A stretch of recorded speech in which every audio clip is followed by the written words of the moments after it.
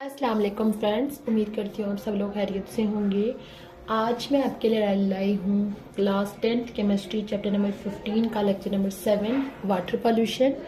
आज हम देखेंगे कि वाटर पोल्यूशन क्या है। इससे पहले हम वाटर के बारे में काफ़ी पढ़ चुके हैं, जिसमें हमने ओवरऑल ज़मीन के ऊपर पानी की डिस्ट्रीब्यूशन पढ़ी। उसके अलावा वाटर की इम्पोर्टेंस क्या है, वाटर की फ़िज़िकल प्रॉपर्टीज़, केमिकल प्रॉपर्टीज़। तो आज हम देखेंगे वाटर पोल्यूशन क्या होती है।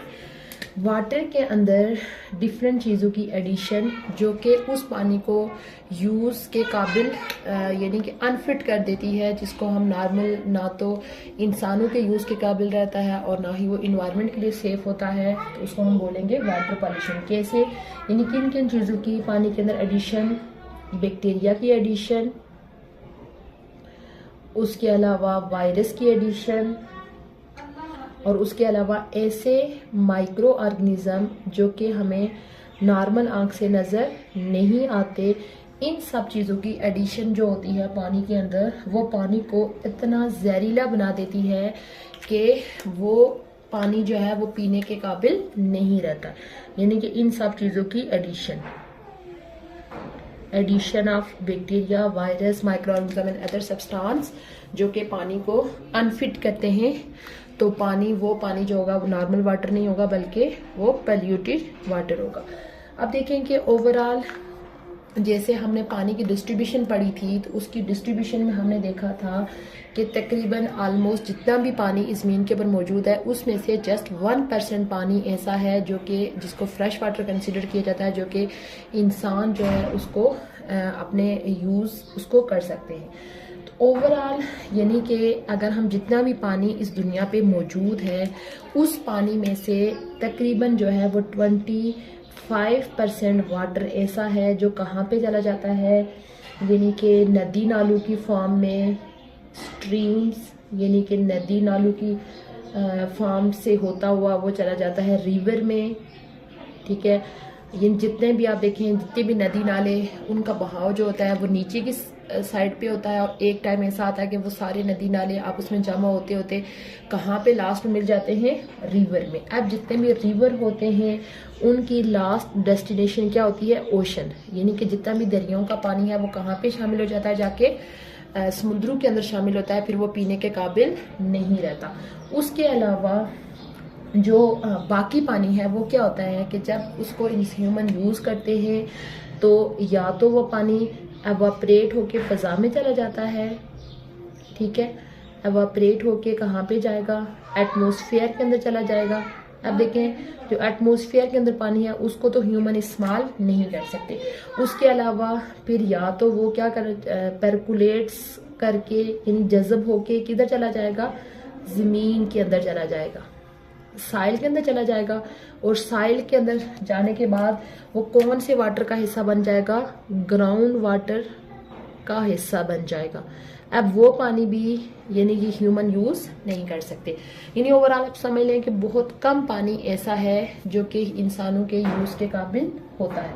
अब आप देखें कि ओवरऑल जितनी भी तरह की एक्टिविटीज़ है, पीछे हमने वाटर की जब इम्पोर्टेंस पढ़ी थी उसमें हमने देखा था कि ऑलमोस्ट हर तरह की उसमें जो जितनी भी एक्टिविटीज़ हो रही होती हैं उनके अंदर वाटर एक इम्पोर्टेंट कंपोनेंट है। यहाँ पे हमें डिफरेंट जो है वो सोर्सेस समझ लें कि वो मेंशन करूँगी जो कि वाटर पोल्यूशन का बायस बन रहे हैं।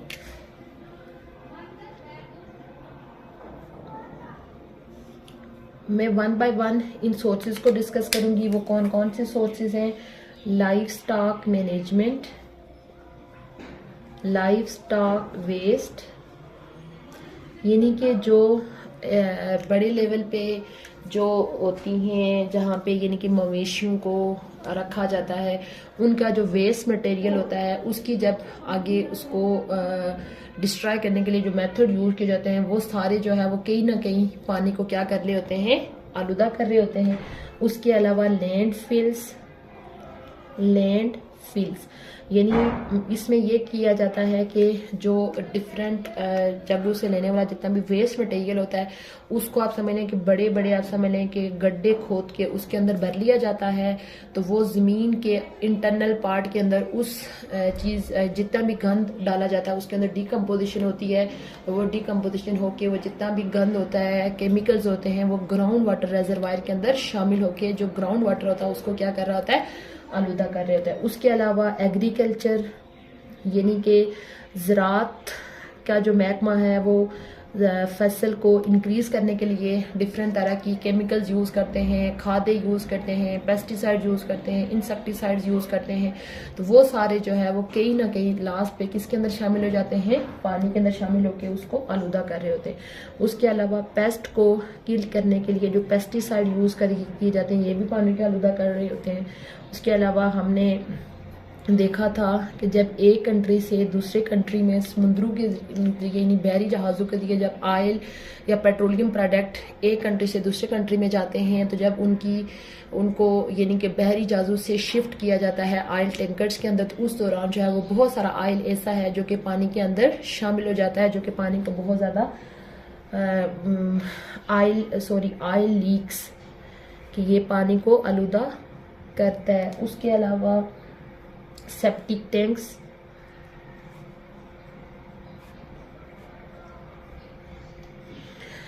यानी कि जो बड़े बड़े टैंक बने हुए होते हैं उनकी सफाई के लिए जो डिफरेंट केमिकल्स यूज़ किए जाएंगे वो भी क्या करेंगे, पानी को आलूदा करेंगे।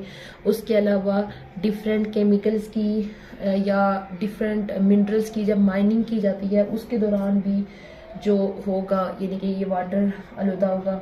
उसके अलावा यानी कि जो इंडस्ट्रीज़ अपना वेस्ट जो होता है अपना यानी कि जितना भी एक्स्ट्रा मवाद होता है वो किसके अंदर शामिल कर लेते हैं, पानी के अंदर, इंडस्ट्रियल वेस्ट। अब देखें इंडस्ट्री से निकलने वाला जितना भी मवाद होगा वो अपने करीब मौजूद, अगर कोई पानी के रिसोर्सेज मौजूद हैं, रिजर्वायर मौजूद हैं, तो अपना वेस्ट जाके पानी के अंदर डालते। इवन के आप अपने घरों में भी आपने देखा होगा कि आपके घर के करीब अगर कोई नाला सा गुजर रहा है तो अक्सर आपने देखा होगा अपने एरिया के अंदर के लोग जो होता है वो अपना घर का जितना भी गंद होता है वो अपने घर के करीब नदी नालों के अंदर फेंक देते हैं। अक्सर आपने ये चीज़ अपने घरों में भी नोट की होगी। तो सेम इसी तरह जो इंडस्ट्रीज़ होती हैं वो भी अपना एक्स्ट्रा जो मवाद होता है वो साथ में पानी के अंदर उसको शामिल कर लेते हैं और इससे भी पानी जो है वो आलूदा होता है। उसके बाद यानी कि जितने भी पेट्रोलियम प्रोडक्ट्स होते हैं या नेचुरल गैस होती है ये भी पानी को आलूदा कर रहे होते हैं, पेट्रोलियम एंड नेचुरल गैस। यानी कि ये डिफरेंट सोर्सेज हैं जो कि पानी को आलूदा करने के बहुत बड़ी वजूहात हैं। यानी कि अब हम देखेंगे कि जो भी हम पानी यूज़ करते हैं वो बहुत अच्छी क्वालिटी का पानी होता है, गुड क्वालिटी वाटर होता है, गुड क्वालिटी वाटर। यानी कि जब पानी को हम यूज़ कर लेते हैं, यूज़ करने के बाद जो पानी होता है वो फिर पीने के काबिल नहीं होता जब तक उसको मज़ीद क्या किया जाए, प्यूरिफाई ना किया जाए। कैसे? अब आप देखें कि आप घर में जब आप कपड़े धोते हैं तो कपड़े धोने से पहले आप जो पानी यूज़ कर रहे हैं तो वो बिल्कुल आप क्लीन वाटर यूज़ करेंगे, साफ़ सुथरा पानी यूज़ करेंगे, ठीक है।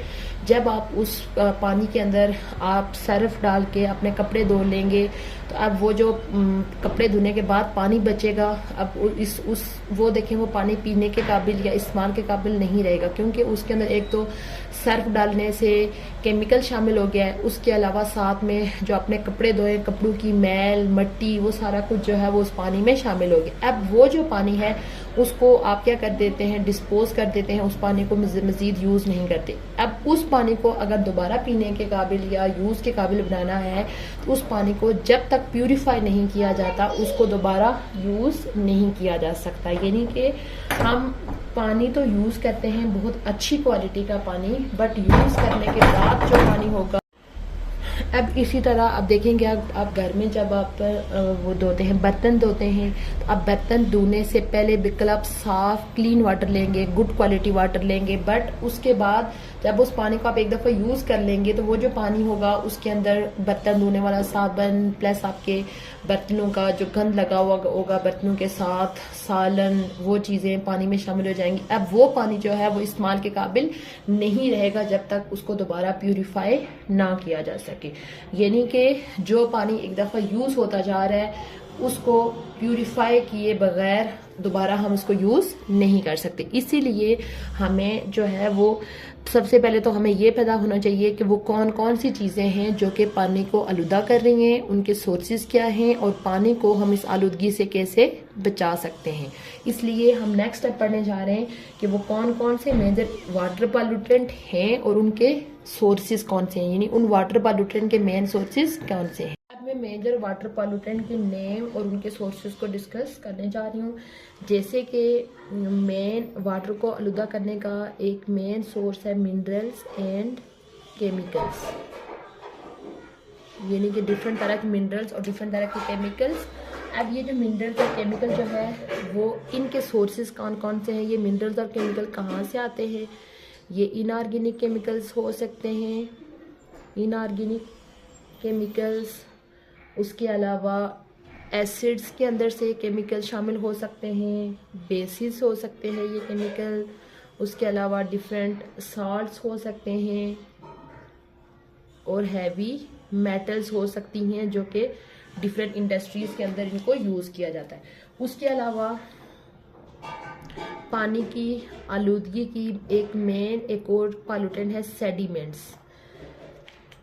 सेडिमेंट्स यानी कि जो ज़मीन के यानी अंडरग्राउंड जो लैंड फिलिंग कर ली जाती है तो उससे पानी डिफरेंट सेडिमेंट्स बन जाती हैं, डिफरेंट तय बन जाती हैं।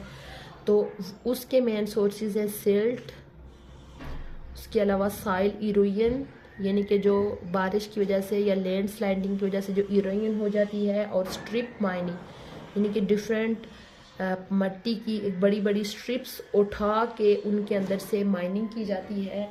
तो ये भी यानी कि डिफरेंट आप समझ लें कि साइल के अंदर डिफरेंट जो तय बनाई जाती हैं वो भी एक बहुत बड़ा वाटर पॉल्यूटेंट है। उसके अलावा तीसरा है oxygen demanding molecule, oxygen demanding material या ऑक्सीजन डिमांडिंग मटेरियल लिख लेते हैं। Oxygen demanding material, oxygen demanding material mean ऐसा मटेरियल जिसको जिंदा रहने के लिए या जिसको आप समझ लें कि अपनी वर्किंग के लिए किसकी ज़रूरत होती है, ऑक्सीजन की ज़रूरत होती है। यानी कि अगर पानी के अंदर ये चीज़ें शामिल हो जाएं तो वो पानी में मौजूद ऑक्सीजन को मुकम्मल तौर पर ख़त्म कर लेती हैं। कौन कौन से, ये वायरस, बैक्टीरिया, ये जो होते हैं वायरस और बैक्टीरिया क्या करते हैं कि जब ये पानी के अंदर शामिल होते हैं तो उस पानी के अंदर वो ऑक्सीजन जो पानी के ऑर्गेनिजम्स के लिए होती है वो उसको मुकम्मल तौर पर अपने फ़ायदे के लिए यूज़ कर लेते हैं। और आप समझ लें कि उस पानी के अंदर ऑक्सीजन को मुकम्मल ख़त्म कर लेंगे तो वो पानी जो होगा वो पॉल्यूटेड वाटर होगा। और ये वायरस और बैक्टीरिया जो है वो किस किस में हो सकते हैं, ये एनिमल वेस्ट के अंदर हो सकते हैं। उसके अलावा जो डोमेस्टिक आप अपने घरों में आप जो एक्स्ट्रा मटेरियल होता है उसके अंदर ये वायरस और बैक्टीरिया शामिल होते हैं और जब ये पानी में जाते हैं तो पानी के ऑक्सीजन को क्या कर लेते हैं, ख़त्म कर लेते हैं। उसके अलावा नेक्स्ट वाटर पॉल्यूटेंट है plant nutrients.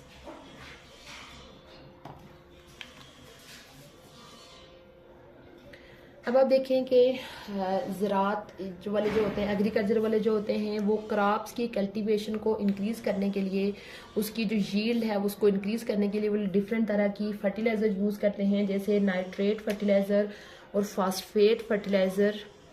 Nitrate and phosphate fertiliser. अब देखें ये जो नाइट्रेट और फास्फेट फर्टिलाइज़र जो होती हैं ये भी यानी कि इनको यूज़ किया जाता है प्लांट्स के न्यूट्रिएंट के तौर पर। ये प्लांट्स के न्यूट्रिएंट हैं यानी प्लांट्स की यील्ड को बढ़ा रहे होते हैं, बट ये लास्ट पे ये क्या होते हैं, पानी में शामिल होके पानी को क्या कर रहे होते हैं, आलूदा कर रहे होते हैं। उसके बाद पांचवा पॉल्यूटेंट है organic compound. Organic compound, different तरह के ऑर्गेनिक कंपाउंड जिसमें आ जाएंगे इंसेक्टिसाइड्स जो कि इंसेक्ट्स को किल करने के लिए यूज़ की जाते हैं केमिकल्स। उसके अलावा हर्बिसाइड्स जो डिफरेंट तरह की हर्ब्स साथ यानी क्रॉप्स के साथ हो जाती हैं, उनको किल करने के लिए होते हैं। उसके अलावा डिटर्जेंट, सर्फ वगैरह जो कि कपड़े धोने के लिए यूज़ किए जाते हैं। उसके अलावा एनिमल वेस्ट के अंदर ऑर्गेनिक कंपाउंड होते हैं। एनिमल वेस्ट के में ह्यूमन वेस्ट भी आ सकता है। उसके अलावा जब किसी प्लांट या एनिमल की डेथ हो जाती है तो डिकेइंग एनिमल और प्लांट यानी उनकी डेथ के बाद उनकी बॉडी के अंदर से भी डिफरेंट तरह के ऑर्गेनिक कंपाउंड जो है वो ज़मीन के अंदर शामिल हो जाते हैं। उसके अलावा वेस्ट फ्रॉम फूड इंडस्ट्री यानी कि जो फूड खुराक के बड़े बड़े कारखाने होते हैं, उन के अंदर से जो वेस्ट जाके पानी में शामिल होता है, उसके अंदर भी डिफरेंट तरह के ऐसे ऑर्गेनिक कंपाउंड होते हैं जो कि पानी में शामिल होकर पानी को क्या कर रहे होते हैं, आलूदा कर रहे होते हैं। उसके अलावा थर्मल पॉल्यूशन यानी कि डिफरेंट जगह पे जहाँ पे पानी को हीट अप करके यूज़ किया जाता है, यानी कि पानी को हीट करने से भी पानी क्या समझ लें कि जो आलूदगी है उसको पानी की आलूदगी इंक्रीज होगी। यानी कि डिफरेंट रेडियो एक्टिव मटेरियल जैसे कि यूरेनियम की जब प्रोसेसिंग की जाती है, यूरेनियम की प्रोसेसिंग से मुराद है कि यूरेनियम जो है जब रेडिएशन को हार्च करने के बाद वो एक मटेरियल से पोलोनियम में, रेडियम में, यानी डिफरेंट तरह के मटेरियल में वो कन्वर्ट होता रहता है। उसकी प्रोसेसिंग के दौरान यानी कि वहाँ पे क्या किया जाएगा, वाटर को यूज़ किया